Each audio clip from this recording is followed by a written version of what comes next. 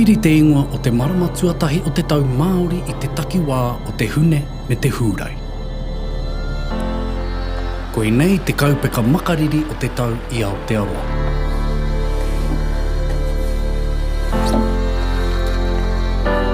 Ko pipiri tētahi o ngā whetū e rua o te kāhui whetū ka kia o pipiri o te rangi.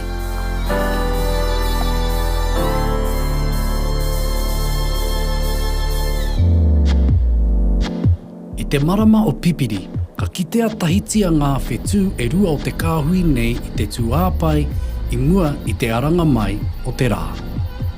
Ka kitea ngā whetū e rua e pipiri tahi ana ki te rangi i te wā e pipiri tahi ana te tangata ki te whenua kia mahana ai. Koe nei te takenga mai o te whakatauki. Pipiri ki te rangi, pipiri ki te whenua. Ko tētahi atu whakatauki ka kōrero mo pipiri, ko te pōtūtanga nui o pipiri.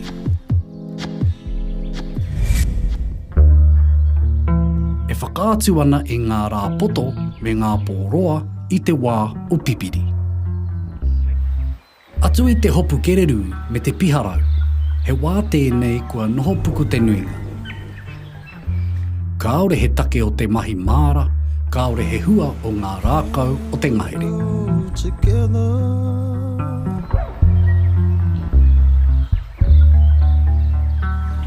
Ka kitea pipiri i te rewatanga a maru o Matariki i te tauhau Māori. Ka noho tahi tēnei kāhui whetū e rua me te maramataka hei whakamoi te tau, hei whakatau i ngā peka o te tau.